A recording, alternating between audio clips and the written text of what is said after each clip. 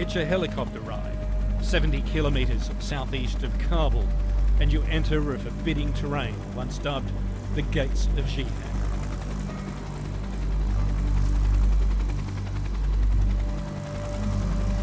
Logar province, on the border with Pakistan. This is Taliban territory.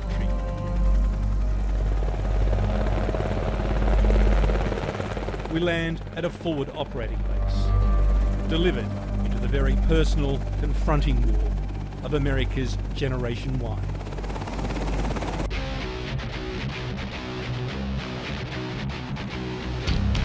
Most of those now fighting and dying here were still in school when George Bush declared war on terror nearly 9 long years ago. The Obama administration has ordered a huge troop surge to finally defeat the Taliban. But more boots on the ground means more casualties.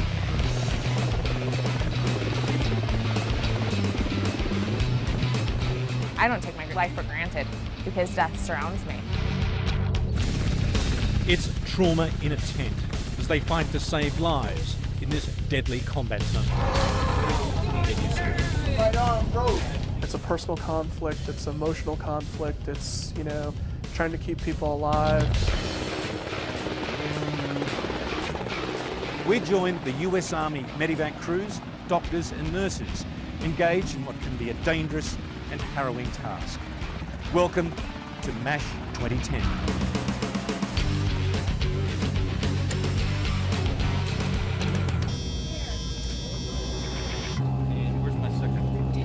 This is the canvas and plywood world of the 8th Forward Surgical Team.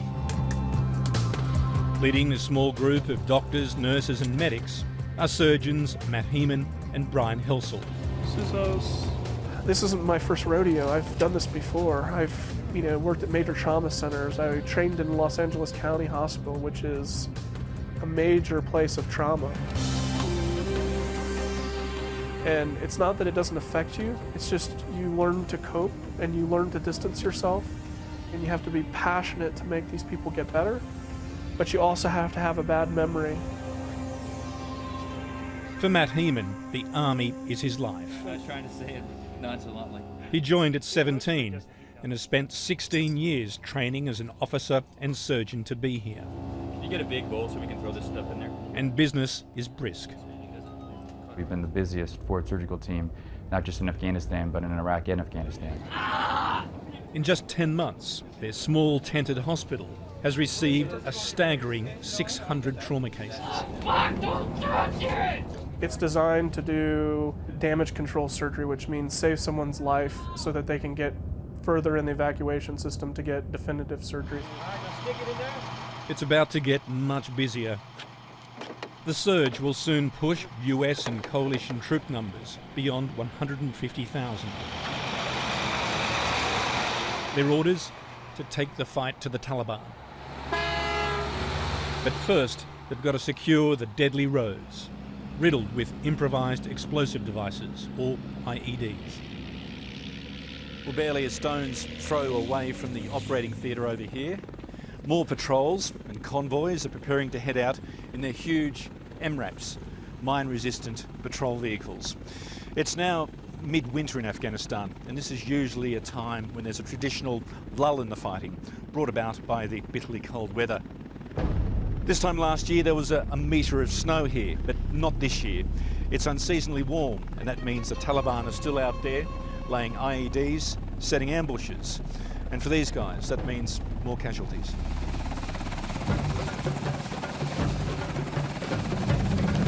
That's about 4-3, that's about 4-5. 4-3, 4-5. You guys showing 19 kilometers to the north. Turn until departure, urgent medevac. Roger, 4-3. When you get that call, you hear medevac, you're not thinking about the dangers so much as you are thinking about that patient. You don't know who it is. It could be a US, Afghan, a child. As the Black Hawk medevac choppers scramble, the news is all bad. Need a body bag on the ground. A massive explosion has just destroyed an MRAP. Man and vehicle struck up. 2 soldiers are dead, 3 wounded. Are they American? American. Yeah, so I don't want one guy staring at a dead body the whole time. Yeah. You got a body bag underneath your seat, sir? As they land, the crew expects an attack. On the ground, the helicopters are highly vulnerable, and the Taliban know it. Really nervous. The one with the dude walking back and forth in that house right there with an RPG. Yeah, I see him. I don't see an RPG, but yeah, I saw him over there. High overhead, a pilotless surveillance drone captures in real time these images of the medevac, vigilant for any sign of ambush. Really wish they'd hurry up. The Americans have spent $32 billion replacing their vulnerable Humvee vehicles with thousands of MRAPs. MRAP's in bad shape. Yeah. The Taliban simply build bigger bombs. IEDs now account for 60% of all coalition casualties. The living and the dead are loaded onto separate helicopters for the flight home.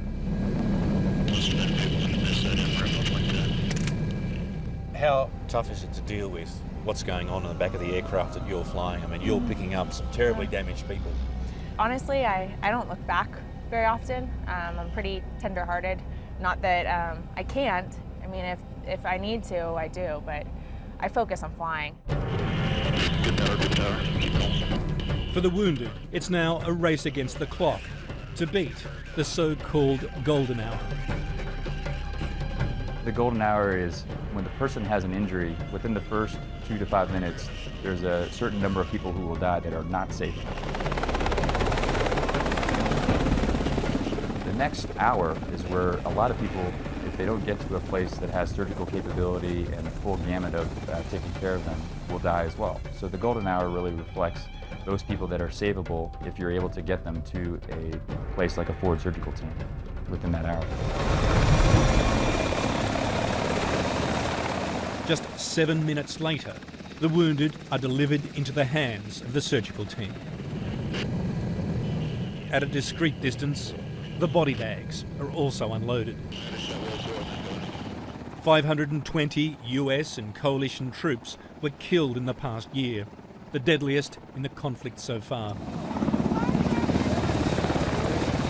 But all attention is now focused on saving the living, doing all they can in the golden hour. We provide 21st century intensive care, critical care for patients that would otherwise die. I mean, there's no way around some of these people would have died. Too many soldiers wounded on Afghanistan's remote battlefields were bleeding to death before reaching surgery at the big military hospitals. So last year, Army surgical teams were moved much closer to the fight to beat the golden hour. You watch the TV show MASH and you think about them trying to make do with what they have, and I think that's really what we're doing here. For those who make it here alive, often with horrific injuries, there's now a 98% chance of survival. Keep your eyes open, keep your head straight. A young female soldier, pulled from the wreckage of the MRAP, has multiple fractures. For her comrade, Sergeant Adam Sandifer, hit by the massive concussive blast, the injuries are less clear. Yes, if it hurts, no, if it doesn't, okay? We try to get the chest and the pelvis within the first 10 minutes with all the other things that we do, like checking the airway, making sure that they're breathing, making sure they have a pulse, getting an IV in. We do the ultrasound, making sure that they don't have blood in their abdomen. It sounds like we applied traction across the elbow with the elbow flexed at 90. Matt Heeman and Brian Helsel both served in Iraq. I'm sure she came down and hit something kind of... They're well practiced in treating IED like victims. this, kind of protecting yourself, and this fractures. And But this is a different war, with different injuries. So that's a Montasia fracture. So even though they're travelling in the new armoured MRAPs, they still can suffer severe injuries. They can, and it's deceptive because it tends to be internal injuries. So, in my last deployment, we would see amputations, significant, like above the knee amputations with the Humvees. And this deployment, their leg appears to be functionally intact, but it's still a significant injury inside, and so it's actually sometimes a little bit harder to figure out. When you guys landed, you went up in the air like this and you come straight back down? Yes. And then did it stay on its wheels the whole time, or did it roll over? No. I just felt like the inside of the compartment coming apart. Okay. I'm just trying to figure out so I know what to look for in people's injuries. Everybody in here looks like they're doing okay, all right? So you just hang tight. I got the arm. Without the MRAPs, the toll would be much higher. So she has an ulnar fracture?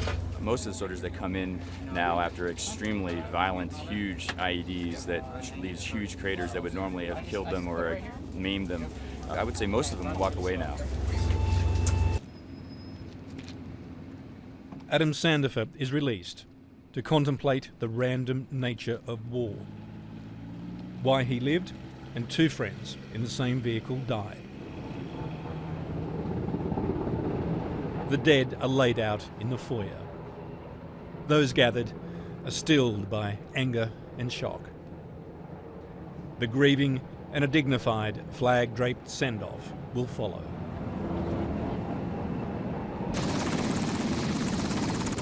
Out on the flight line, the medevac crews are back on standby.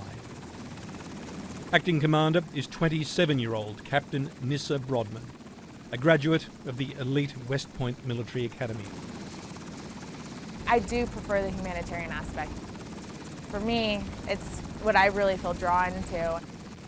I did go to West Point. I actually wanted to be a doctor.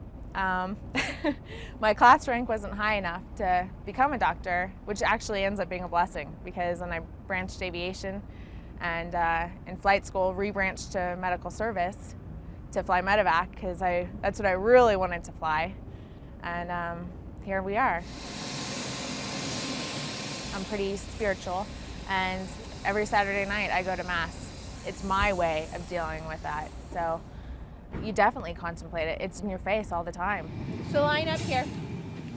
I'm gonna start lining up. I would say I'm the mom. She lined me up. I get teased a little bit about being the mom. I'm lined up, Carl. But I think that's a good thing. I mean, I do my best to care for the people I work for, you know? We all get letters once a week or so. We usually pick out every now and then a good one and hang it up. What does it say? Thank you for fighting for our country, even though it may mean death. He's in 5th grade. I got real lucky getting put here. Devon Bundy was barely out of the 5th grade himself when it all started back on 9/11. Now he's part of the Gen Y army that's inherited the war on terror. He's our youngest soldier in the platoon. He's a commo guy, so he makes sure that we receive every mission. How old are you? 19. Yeah. And how long have you been in the army for? A little under 2 years now. And you're here already? Mm-hmm. Yeah. What do your parents make of that? They weren't thrilled, but they got over it now. So. There's little time for reflection. The medevac crews are soon back in action. A US patrol has found 16-year-old Mohammed lying in a ditch, critically injured with a gunshot wound to the hip. Like he's bleeding a little bit more, Okay. but as far as pain-wise, he doesn't seem to be too bad. All right. Sounds good. The medics are wary, and with good reason. In Kabul recently, the Taliban rigged an ambulance as a car bomb. Another suicide attacker posed as a doctor. Why is he brought to this tent? He's brought here just because he's not a U.S. citizen, so we strip them all down, make sure there's no unexploded ordnance.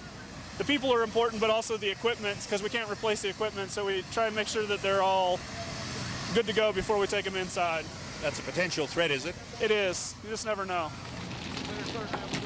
News that Mohammed was shot by Afghan police worries the surgical team commander, Captain Ben Wilhelm. Wait a minute, so he's from Ghazni, but he also said he's from Logar. Now he said that I'm from Ghazni. I think he was shocked. He said that I'm from Logar.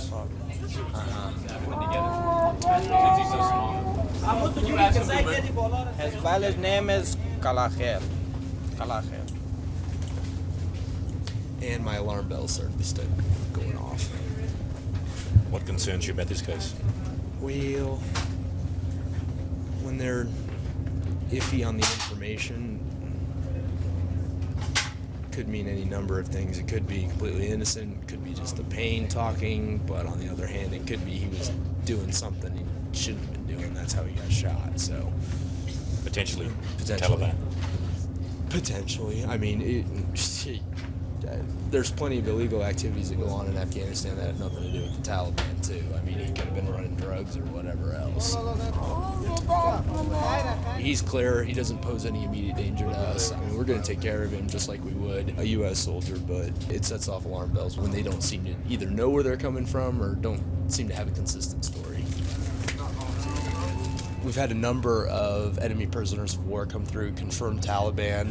We've had some that were shot by our guys. We've had a few that have blown themselves up planting IEDs. This is what happens when you've got third grade education. You're dealing with highly technical explosives.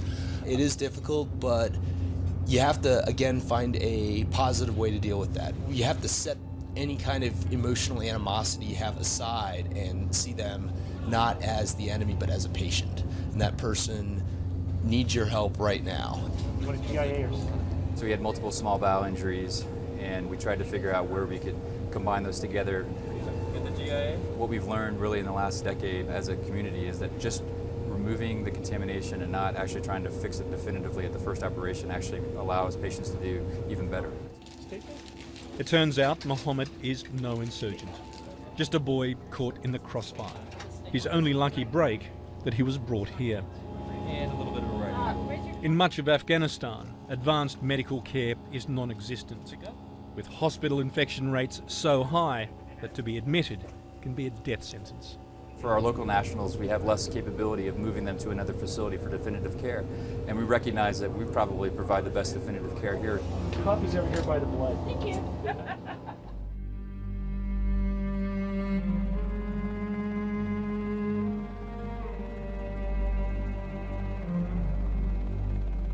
This is a war fought 24 hours a day.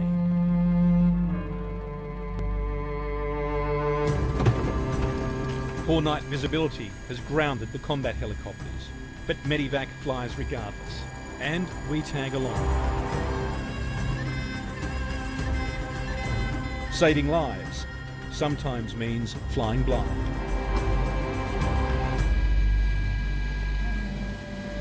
We return to where the MRAP was destroyed earlier in the day. The Taliban have since fired rockets at a crew sent to recover the wrecked vehicle.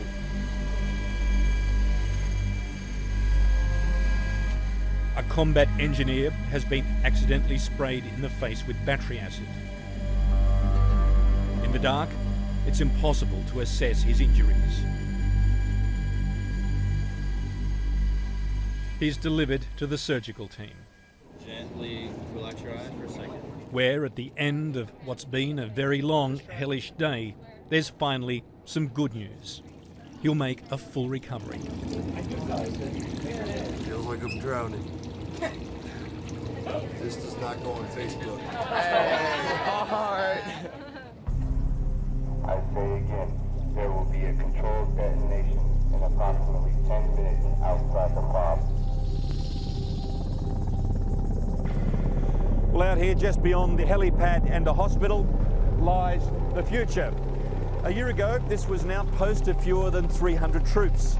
Already there are 2,000 in this camp. And in not long from now, there'll be anything up to 20,000, all part of the surge. Already the Americans are building a runway that'll soon be able to land long-distance jets, and there are very permanent structures now being constructed all around the compound. You really do get the impression that the Americans will be in Afghanistan for a long time to come. And one of the toughest battles ahead lies in winning the hearts and minds. Last year was the deadliest for civilians, with more than 2,400 killed.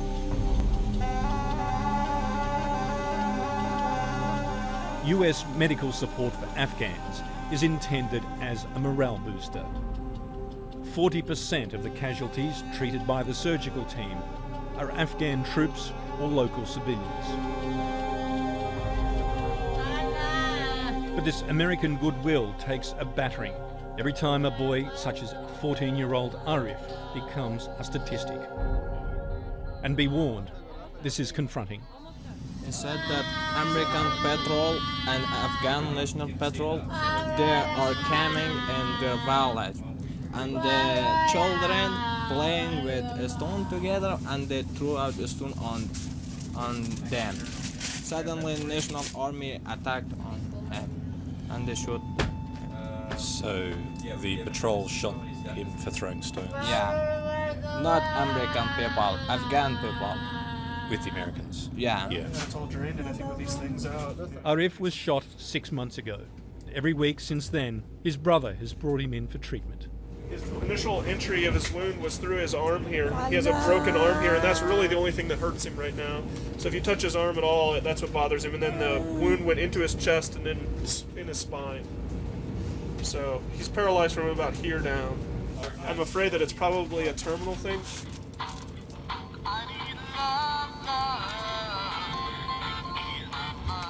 We try and make it as comfortable for him as it can. I mean, these wounds are pretty devastating wounds.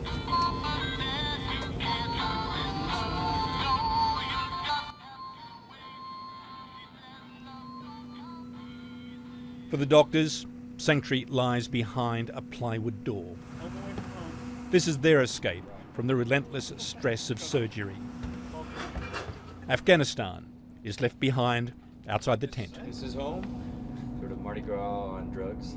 I think it's holidays gone bad in here. Sometimes you just need to decompress. Like the other night, we were in there operating for 12 hours, and we came back and watched a couple episodes of a TV show just to kind of unwind so you can go to sleep. I have this fire hat that was from his second birthday, and I have some other knickknacks that my wife sent, and some of the pictures that she sent me underneath. So that's what keeps me going. Their tent is packed with reminders of life at home. And not surprisingly, it's here, away from the hard focus of saving lives, that raw emotion can surface. You know that there's U.S. trauma coming in, and when the medevac helicopter lands and you see the soldiers sort of congregate and sort of be worried about them, because you know they're worried about them as their brother, or is it one of their friends. I think that makes it really difficult. It also makes it really rewarding because I feel confident that we've taken care of people as best we can and have gotten them to a point where if they were able to be saved, we were able to save them. Ahead lies a hot, even deadlier summer. As the surge begins, one former American commander estimates US casualties will be as high as 500 a month. I'm dreading it, just the hope that we can keep up. Hope that we have enough crews for every wounded soldier out there. So our biggest worry is that we don't have enough guys or enough crew members or enough aircraft to perform our mission. Another day, another medevac. We join Nissa Brodman on a mission to evacuate an American soldier with spinal injuries. Ambulance 3.45, departure team. Combat stress and the pressure of constant deployments to Iraq and Afghanistan are taking their toll. Most of these young soldiers joined up after 9/11, expecting to fight. They believe this is a just war. But you do sense a deep war weariness now permeating through the ranks of America's Gen Y Army. I hope that there's an end in sight, because why else are we doing this? I mean, if it's just going to go on and on. What's with the bot? We used to just sit around and enjoy it and kind of talk, and helps decompress a little bit. Yes! That's what she said. Matt Heeman is a career officer, passionate about surgery and the Army. All new body by Victoria, 25% off. But he now openly questions the direction of the war. This is what we're fighting for over here. I'm enormously proud to be here.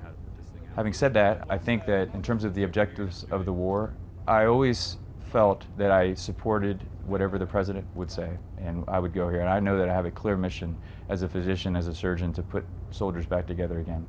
I'm not sure that it's always been communicated in a way that all of us can understand what we're doing here in both Afghanistan and Iraq. Get the Spurs! Get the Spurs out, honey!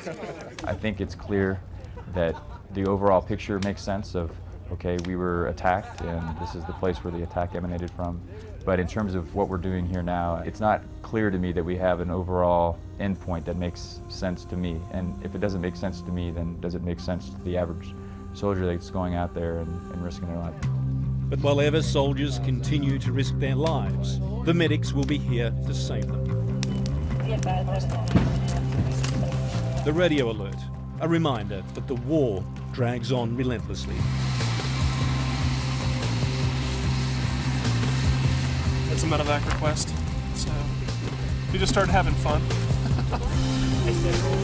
So I guess we'll be back to work here pretty soon. Just have to figure out how to put this thing out. Does anybody have a fire extinguisher?